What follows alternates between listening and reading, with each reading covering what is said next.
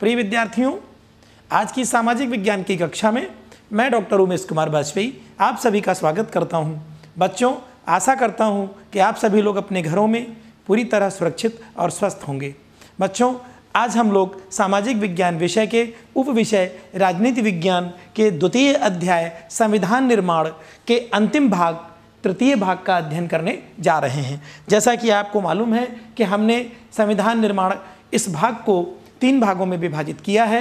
प्रथम भाग, द्वितीय भाग इसका हो चुका है और तृतीय भाग का अध्ययन अब हम लोग करने जा रहे हैं। बच्चों, इसका प्रारंभ करने से पहले हम यह जान लें कि पिछले भाग में हमने क्या क्या सीखा था। संविधान की आवश्यकता क्यों होती है, इसके विषय में हमने विस्तृत रूप से सीखा। भारतीय संविधान के निर्माण की प्रक्रिया को भी हमने समझा कि कैसे हमारा संविधान बना था, और संविधान सभा के महत्व एवं कार्यों को भी हमने समझा था कि कैसे संविधान सभा बनी थी और कैसे उसने अपने कार्यों का निर्वाह किया था। बच्चों, आज का जो हमारा यह अंतिम भाग है, इसके जो शिक्षण बिंदु हैं वह है भारतीय संविधान के बुनियादी मूल्य या बुनियादी तत्व, संविधान का दर्शन जिस पर यह आधारित है, और संस्थाओं का स्वरूप। इन शिक्षण बिंदुओं पर आज का हमारा शिक्षण केंद्रित होगा। तो आइए चलते हैं, अध्ययन के शिक्षण बिंदुओं को के साथ अध्ययन के उद्देश्यों को भी जान लेते हैं। भारतीय संविधान के बुनियादी तत्वों को हम समझ सकेंगे। संविधान का दर्शन क्या है जिस पर यह आधारित है, उस दर्शन को हम समझ सकेंगे। विभिन्न संस्थाओं के जो स्वरूप हैं उनको भी हम जान सकेंगे कि उन संस्थाओं का अस्तित्व क्या है। आगे चलते हैं। बच्चों, हम अपने संविधान को महत्वपूर्ण क्यों मानते हैं? पहला प्रश्न ये है कि हमारा संविधान इतना महत्वपूर्ण क्यों है। हमारे संविधान को लागू हुए लगभग 70 वर्ष हो रहे हैं, परंतु आज तक किसी भी वर्ग ने अथवा राजनीतिक दल ने संविधान की मूल भावना को चुनौती नहीं दी। आप आज से समझ पा रहे हैं? इसका मतलब यह है कि हमारा संविधान लागू हुए लगभग 70 वर्ष हो चुके हैं, लेकिन आज तक भी हमारे देश में विभिन्न प्रकार की तमाम समस्याएं रहती हैं। एक दल दूसरे दल पर आरोप तो लगाएगा, लेकिन आज तक किसी ने भी हमारे जो संविधान की जो मूल भावना है उसको किसी ने चुनौती नहीं दी। इसका कारण क्या है? इसका कारण यह है कि संविधान का अत्यंत व्यापक होना। हमारा संविधान इतना व्यापक बना था, जब बना था तो आपको मालूम होगा, पिछले भाग में बताया था कि उन्होंने वर्तमान और भविष्य दोनों की चिंता की थी। अर्थात उन्होंने भविष्य की जो चिंता की थी, इसलिए आज 70 वर्ष के बाद भी हमारा संविधान पूरी तरीके से कारगर है और पूरी जीवंत अवस्था में है। बच्चों, हमारे संविधान निर्माताओं ने भविष्यलक्षी विचार रखते हुए संविधान में हर छोटी से छोटी बात को समावेशित किया था। उन्होंने यह स्पष्ट कर दिया था जिससे कि भविष्य में किसी प्रकार की समस्या न हो। अतः संविधान सभा का कार्य अत्यंत व्यवस्थित, पारदर्शी एवं सर्वसम्मति पर आधारित था। सबसे पहले कुछ मूलभूत सिद्धांत तय किए गए थे और आम सहमति बनाई गई थी। संविधान का प्रारूप बनाया गया, जैसा कि आपको बताया था कि प्रारूप समिति बनी थी जिसके अध्यक्ष भीमराव अंबेडकर जी से और उसके 6 सदस्य थे। तो सबसे पहले एक प्रारूप बनाया गया था। प्रत्येक धारा पर कई दौर तक चर्चा की गई थी। धारा का मतलब अनुच्छेद। जैसा कि आपको बताया था, जब संविधान बना था तो कुल 444 अनुच्छेद या 444 धाराएं थीं उसमें। तो एक एक धारा पर चर्चा की गई और कई दौर तक चर्चा चली, बहस चली। फिर उसके संबंध में एक आम निर्णय लिया गया, आम सहमति की बनाई गई। 2000 से अधिक संशोधन किए गए। मतलब जब चर्चा हुई, किसी ने अपना तर्क दिया तो उन तर्कों को महत्व दिया गया। जो कमज़ोर बातें थीं उनको हटाया गया, जो महत्वपूर्ण बातें थीं उनको रखा गया। तो यह इस तरीके के 2000 से अधिक संशोधन किए गए थे। सभा में पेश हर प्रस्ताव, कही गई हर बात को संरक्षित किया गया था, मतलब उनको सुरक्षित रखा गया था। इन्हें संविधान सभा की चर्चा, कॉन्स्टिट्यूएंट असेंबली डिबेट्स के नाम से संविधान सभा की चर्चा अथवा कॉन्स्टिट्यूएंट असेंबली डिबेट्स के नाम से 12 खंडों में प्रकाशित किया गया। क्या जो चर्चा हुई, जो बहस हुई, जो संशोधन हुए, जिस तरीके से कार्य हुआ, आप समझिए ध्यान लगा के कितना मेहनत लगी होगी, कितने, तब जाकर के 2 वर्ष 11 माह 18 दिन में हमारा संविधान बन पाया था। संविधान की व्याख्या के लिए आवश्यकता पड़ने पर बहस के इन दस्तावेजों का प्रयोग किया जाता है। आज जब कभी कोई विशेष बड़ा मुद्दा उठता है तो इन्हीं दस्तावेजों को उठाया जाता है, जहां से यह शक्ति प्राप्त की जाती है कि देखें क्या है असली बात। तो इनसे एक दिशा निर्देश लिया जाता है। बच्चों, भारतीय संविधान के बुनियादी तत्व, हमारे मौलिक मूल्य क्या हैं संविधान के, उनको हम जान लेते हैं। भारतीय संविधान के दर्शन को समझने के लिए हमें अपने संविधान निर्माताओं, नेताओं के विचारों को एवं संविधान की प्रस्तावना को समझना होगा। अब यहाँ नेताओं के विचार, संविधान निर्माताओं के विचार तो ठीक है, अब आपको ये लग रहा होगा प्रस्तावना क्या होती है। बच्चों, जब किसी कार्य को करते हैं, जब किसी हम लेख को लिखते हैं, तो हम उसके पहले प्रस्तावना लिखते हैं, उसके बारे में भूमिका लिखते हैं, जिसे उद्देशिका कहते हैं कि उस कार्य को करने का उद्देश्य क्या है, हमारी भूमिका क्या है, कैसे किया जाएगा। तो ऐसे ही जब हमारा देश के संविधान बना तो उसमें हमने प्रारंभ में सबसे पहले प्रस्तावना या उद्देशिका लिखी। तो इन दोनों को समझना आवश्यक है कि जो हमारे संविधान निर्माता थे उनके विचारों को और हमारी जो प्रस्तावना है, अगर इसको हम समझ लें तो हमारे संविधान के मौलिक मूल्य पता चल जाएंगे। अब देखिए, ध्यान दीजिए, यहां से प्रारंभ करते हैं। एक कथन है, अभी इसको हम आपको व्यवस्थित तरीके से बताएंगे। मैं भारत के लिए ऐसा संविधान चाहता हूं जो उसे गुलामी और अधीनता से मुक्त करे। मैं ऐसे भारत के लिए प्रयास करूंगा जिसे सबसे गरीब व्यक्ति भी अपना माने और उसे लगे कि देश को बनाने में उसकी भागीदारी भी है। आगे देखिए, ऐसा भारत जिसमें लोगों का वर्ग विभेद न रहे, मतलब किसी प्रकार का ऊंच नीच भेदभाव, जाति पात ये न रहे, वर्ग विभेद न रहे, और ऐसा भारत जिसमें सभी समुदाय के लोग पूरे मेल जोल के साथ रहें। ऐसे भारत में छुआछूत या शराब या नशीली चीज़ों के लिए कोई स्थान न हो।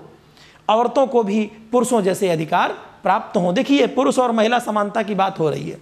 मैं इससे कम पर संतुष्ट नहीं होऊंगा। यह बात किसने कही? हमारे देश के राष्ट्रपिता महात्मा गांधी जी का यह वक्तव्य है, जो यंग इंडिया में, जो इनकी पुस्तक थी यंग इंडिया, उसमें 1931 में यह वर्णित हुआ था लेख। बच्चों, उसी के अंश हैं जो हमने आपके समक्ष रखे। अब इनकी विचारधारा देखिए, जिससे यह पता चल रहा है कि गांधी जी गरीब व्यक्ति को भी महत्व प्रदान कर रहे थे, महिला पुरुष की समानता पर भी बात कर रहे थे, किसी प्रकार के वर्ग विभेद से भी परे बात कर रहे थे कि वर्ग विभेद न हो, छुआछूत जैसी बुराइयों को, तमाम विभिन्न नशाखोरी जैसी नशीली बुराइयों को, ये क्या था, इन्होंने विरोध किया था। अर्थात संविधान का दर्शन इनका बिल्कुल स्पष्ट है कि हमारा संविधान ऐसा हो जो सभी के लिए हो, जिसमें किसी के विशेषाधिकार न हो। बच्चों, अब इसी से एक प्रश्न है आपके लिए कि महात्मा गांधी जी के उद्धरण के मूल विचार क्या हैं।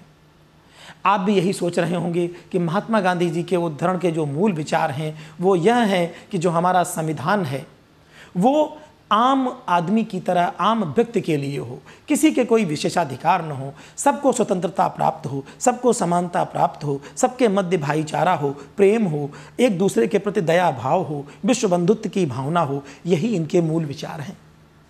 बच्चों, एक दूसरा फिर लेख है आपके लिए, अभी इसको भी हम लोग समझते हैं। 26 जनवरी 1950 को हम विरोधाभासों से परे जीवन में प्रवेश करने जा रहे हैं। राजनीति के मामले में हमारे यहाँ समानता होगी, पर आर्थिक और सामाजिक जीवन असमानताओं से भरा होगा। ये बड़ी बात है, इसको समझिए कि राजनीति के मामले में तो हमारे यहाँ समानता होगी, लेकिन आर्थिक और सामाजिक रूप में हम असमानताओं से भरे होंगे। आर्थिक और सामाजिक समानता हमारी नहीं होगी। राजनीति में हम एक व्यक्ति एक वोट, हर वोट का समान महत्व के सिद्धांत को तो मान गए कि एक व्यक्ति को एक वोट मिलेगा, गरीब भी एक वोट पाएगा और अमीर भी एक वोट पाएगा। ये तो राजनीति में हमने स्वीकार कर लिया, लेकिन अपने सामाजिक और आर्थिक जीवन में हम अपने सामाजिक और आर्थिक ढांचे के कारण ही एक व्यक्ति एक वोट के सिद्धांत को नकारना जारी रखेंगे। अर्थात यह बात कही जा रही है इस वक्तव्य देने वाले के द्वारा कि सामाजिक और आर्थिक समानता हमें पूरी तरीके से प्राप्त नहीं हो पाई। यह इनके मूल विचार थे। हम इस विरोधाभासपूर्ण, उसी का अंश है, हम इस विरोधाभासपूर्ण जीवन को कितने लंबे समय तक जीते रहेंगे? हम अपने सामाजिक और आर्थिक जीवन में कब तक समानता को नकारते रहेंगे? अगर यह नकारना ज़्यादा लंबे समय तक चलता रहा तो हम अपने राजनीतिक लोकतंत्र को ही संकट में डाल देंगे। यह बात कही है संविधान निर्माता महान विभूति भीमराव अंबेडकर जी। उन्होंने संविधान सभा में अपने अंतिम जो भाषण दिए थे उसमें यह दर्द भरी दास्तां उन्होंने सुनाई थी, क्योंकि वो कह रहे थे कि राजनीतिक समानता तो हमने प्राप्त कर ली, एक व्यक्ति एक वोट का अधिकार भी प्राप्त कर लिया, लेकिन आर्थिक और सामाजिक समानता अभी हमको प्राप्त नहीं हो पाई है। यह बात अंबेडकर जी ने कही थी।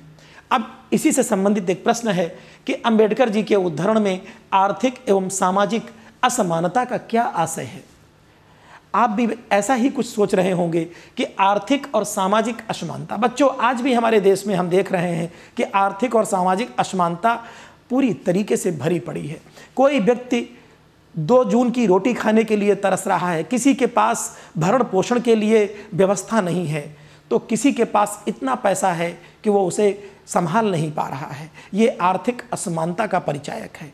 सामाजिक असमानता, आज भी हम लोकतंत्र में रह रहे हैं, कानून के देश में रह रहे हैं, लेकिन आज भी हमको सामाजिक जीवन में पूरी तरह समानता प्राप्त नहीं हो पाई। आज भी हम ऊंच नीच, भेदभाव और वर्गों में विभाजित हैं। तो यह हमारे लिए बहुत दुखदाई है और इसी के संबंध में अंबेडकर जी ने 70 वर्ष पहले यह अपना जो कथन था उसके द्वारा प्रदर्शन किया था इस बात को। एक और कथन है आपके लिए, पहले गांधी जी का कथन, फिर अंबेडकर जी का एक तीसरा कथन और है आपके लिए। आप इसको भी देखिए कि हमारे राजनेताओं ने किस प्रकार के दर्शन और किस प्रकार के मूल्य अपने स्थापित किए थे जब संविधान बना। वर्षों पहले हमने अपनी नियत के साथ साक्षात्कार किया था। इनका ये कहना है कि वर्षों पहले अपनी नियत के साथ साक्षात्कार किया था। कब? आज़ादी के पहले। और अब वक्त आ गया है। कैसा वक्त? आज़ादी का। अब हम अपने वायदों पर अमल करें, जो हमने वायदा देश से किया था आज़ादी के पहले, पूरी तरह नहीं तो काफ़ी हद तक। घड़ियां जब ठीक मध्य रात्रि का घंटा बजाएंगी, जब सारी दुनिया सोती होगी, तब भारत नए जीवन की शुरुआत करेगा। यह बात 14 अगस्त की अर्धरात्रि के लिए कही जा रही है, क्योंकि 15 अगस्त को हमारा देश स्वतंत्र हो गया। तो अर्धरात्रि कौन सी? 14 अगस्त की अर्धरात्रि। इतिहास में कभी कभार ही सही पर ऐसा क्षण जरूर आता है जब हम पुराने को छोड़कर नए में प्रवेश करते हैं, जब एक युग का अंत होता है और जब लंबे समय से किसी राष्ट्र की दबी हुई आत्मा प्रस्फुटित होती है। बच्चों, एक युग का अंत ही था। अंग्रेज भारत में आए और आप समझिए कि प्लासी के युद्ध से उन्होंने यहाँ पर घुसना प्रारंभ किया, बक्सर के युद्ध से उन्होंने घुसना प्रारंभ किया, देश की सत्ता को हथियाया और 1947 में गए। तो एक युग का ही अंत मान लीजिए जब हमारा देश स्वतंत्र हुआ। तो वही है कि जब एक युग का अंत होता है और जब लंबे समय से किसी राष्ट्र की दबी हुई आत्मा प्रस्फुटित होती है, जागृत होती है, आवाज़ पाती है, ऐसे पवित्र क्षण में हम अपने आप को भारत के लोगों एवं मानवता की सेवा में समर्पित कर दें। यही हमारे लिए उचित है। आज़ादी और सत्ता जिम्मेदारियां लाती है। भारत के संप्रभु लोगों का प्रतिनिधित्व करने वाली इस संप्रभुता संपन्न सभा मतलब जो संविधान सभा थी उसकी बात कर रहे हैं कि संप्रभुता संपन्न सभा, अर्थात वह संप्रभु है, उसके ऊपर किसी प्रकार का बाह्य दबाव नहीं है, किसी दूसरे देश का दबाव नहीं है, वो पूर्ण रूप से संप्रभु है। अपना काम करने में के ऊपर जिम्मेदारी है। किस पर? संप्रभुता संपन्न सभा के ऊपर जिम्मेदारी है। आज़ादी के जन्म से इस क्रम में हुए दुखों से हमारा दिल भरा हुआ है। हम बहुत दुखी हैं। इसमें कुछ दर्द अभी भी बने हुए हैं। कैसे दर्द? बंटवारा रूपी दर्द, हिंदू मुस्लिम विरोध जो उत्पन्न हुआ, वर्गों का विभेद उत्पन्न हुआ, विभिन्न प्रकार की आर्थिक और सामाजिक असमानताएं, वही दर्द था। फिर भी इतिहास अब बीत चुका है और अब भविष्य हमें सुनहरे संकेत दे रहा है। यह समय आराम करने या सुस्ताने का नहीं है, बल्कि उन वायदों को पूरा करने का है जिसके लिए निरंतर प्रयास करने का है, जिन्हें हमने अक्सर किया है। और एक शपथ आज हम फिर भी लेंगे कि भारत की सेवा करने का अर्थ है दुख और परेशानियों में पड़े लाखों करोड़ों लोगों की सेवा करना। बच्चों, ये जो बात कही जा रही है, इसका अर्थ है दरिद्रता का, अज्ञान, बीमारियों का, अवसर की असमानता का अंत। कितनी बड़ी बात है कि इसका अर्थ है दरिद्रता का अंत, अज्ञानता का अंत अर्थात शिक्षा की लौ जगाना, बीमारियों का अंत अर्थात जितनी बीमारियां थीं उनको देश से भगाना, अवसर की असमानता, सबको अवसर एक समान नहीं मिलते थे, किसी को बहुत अवसर और किसी को कोई अवसर नहीं, अपनी प्रतिभा को प्रदर्शित करने का अवसर नहीं। तो अवसर की असमानता का भी अंत करना था। हमारे युग के महानतम आदमी की कामना हर आंख से आंसू पोंछने की है, कोई रोता ना दिखाई पड़े, कोई दुखी ना हो, कोई गरीब ना हो। संभव है यह काम हमारे भर से पूरा ना हो, पर जब तक लोगों की आंखों में आंसू हैं, कष्ट हैं, तब तक हमारा काम खत्म नहीं होगा। यह बात 15 अगस्त 1947 को संविधान सभा में दिए गए भाषण में भारत के प्रथम प्रधानमंत्री पंडित जवाहरलाल नेहरू के द्वारा यह बात कही गई थी। अब इनके आप आदर्शों को देखिए, इनके दर्शन को देखिए कि यह समाज में असमानता को मिटाना चाहते थे, दरिद्रता गरीबी को मिटाना चाहते थे, ये आपस में भाईचारा उत्पन्न करना चाहते थे, ये अज्ञानता को मिटाना चाहते थे, यह जो है बीमारियों को समाप्त करना चाहते थे। तो ये हमारा दर्शन है। पहला वक्तव्य गांधी जी का हमने देखा, दूसरा वक्तव्य BR अम्बेडकर जी का हमने देखा और तीसरा वक्तव्य प्रथम प्रधानमंत्री जवाहरलाल नेहरू का हमने देखा। बच्चों, आपने इनसे यह सीखा होगा कि देखिए इनके जो आदर्श हैं उन पर आधारित है हमारा संविधान। ऊपर दिए गए तीनों उद्धरणों में कौन सा विचार समान रूप से वर्णित है, आप यह बताएं। बच्चों, तीनों उद्धरणों में एक बात समान रूप से है, जिसमें सभी यह चाहते हैं कि सामाजिक और आर्थिक समानता हो, किसी प्रकार का भेदभाव न हो, सभी में भाईचारा हो, गरीबी न हो, सबके एक समान अधिकार हो, सभी को समान स्वतंत्रता हो। इस प्रकार की जो विचारधारा है ये तीनों ही मनीषियों के मन में थी। आगे चलते हैं। संविधान का दर्शन एवं प्रस्तावना। अब हम लोग इस पर चर्चा कर लेते हैं कि संविधान का दर्शन क्या है और प्रस्तावना क्या है।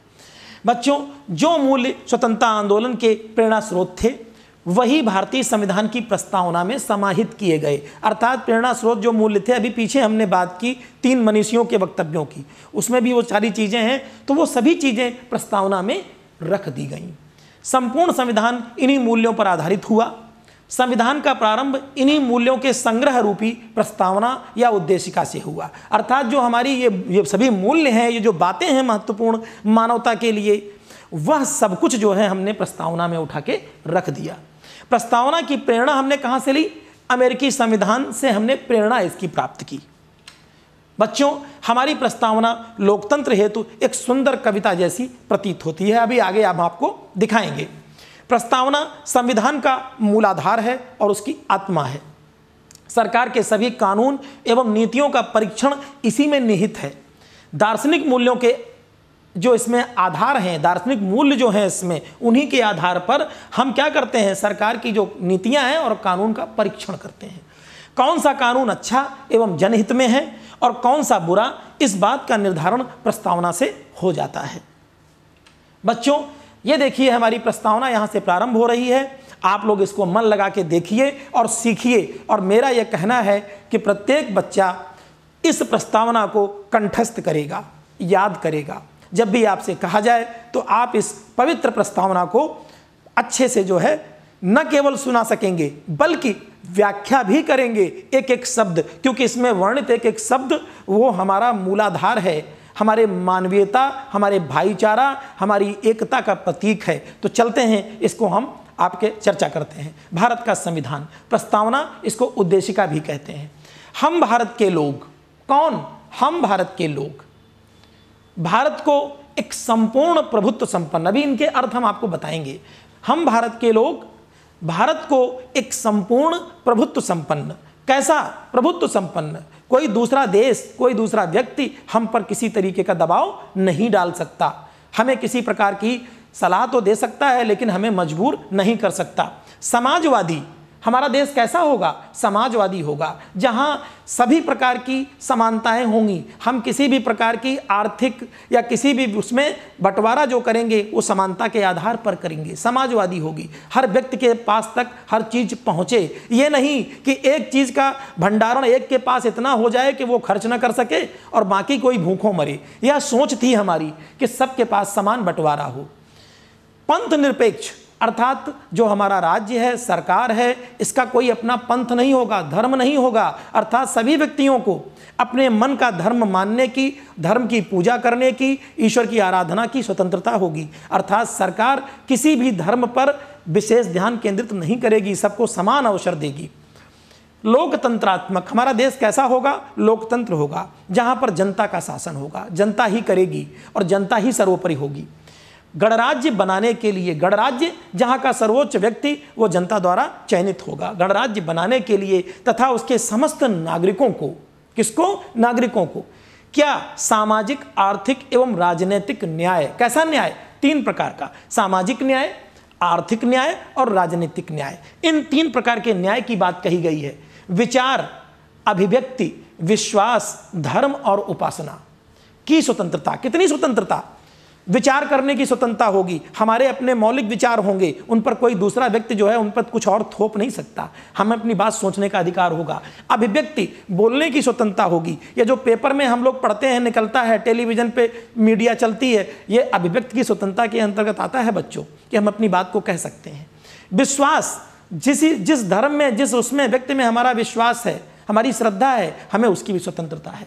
धर्म और उपासना, धर्म को मानने की, ईश्वर की आराधना की और पूजा करने की हमें स्वतंत्रता है। हम किसी भी प्रकार की, किसी भी धर्म के हो सकते हैं, किसी भी धर्म में हमारा विश्वास हो सकता है, हम पूजा कर सकते हैं, हमें कोई रोक नहीं सकता, तो इसकी भी स्वतंत्रता हमको है। प्रतिष्ठा और अवसर की समता, हमें एक प्रतिष्ठा प्राप्त करने की और अवसर की स्वतंत्रता, अर्थात कोई भी अवसर अगर है, हम उसके लायक हैं तो वह हम पा सकते हैं, हमें उसकी भी समता, समानता है। ऐसा नहीं है कि जो धनवान है उसके लिए अवसर कुछ और होंगे और गरीब है तो उसके लिए अवसर कुछ और होंगे, ऐसा नहीं है, हमें इसकी भी समता प्राप्त है। प्राप्त कराने के लिए तथा उन सब में, किसमें?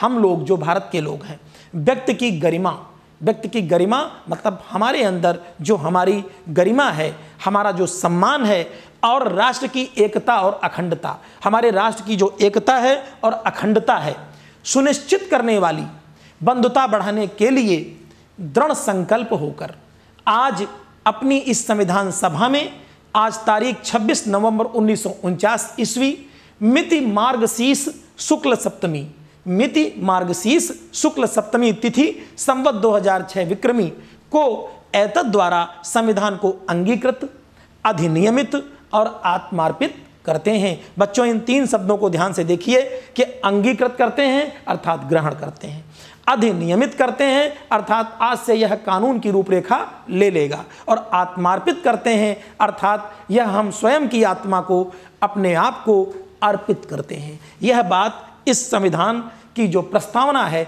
आप देखिए कितनी सुंदर है हमारी प्रस्तावना, जिसमें कितने गहन आदर्श और गहन मूल्य समावेशित किए गए हैं। तो आपको भी आनंद आ गया होगा इसको जान के, आप इसको कंठस्थ करना। बच्चों, इसमें कुछ जो प्रमुख शब्द हैं जिनके बारे में भी हम बता चुके हैं, लेकिन एक बार फिर से बता देते हैं संक्षिप्त रूप में। प्रस्तावना में वर्णित प्रमुख शब्द एवं उनके अर्थ। हम भारत के लोग, कौन?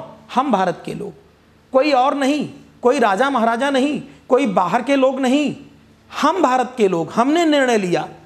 प्रभुत्व संपन्न, प्रभुत्व संपन्न अर्थात हम पूरी तरह अपने आप पर संप्रभु हैं, हमारे ऊपर कोई बाह्य दबाव, कोई दूसरा देश हम पर हमें दबाव नहीं डाल सकता, अपना निर्णय लेने के लिए हम संप्रभु हैं।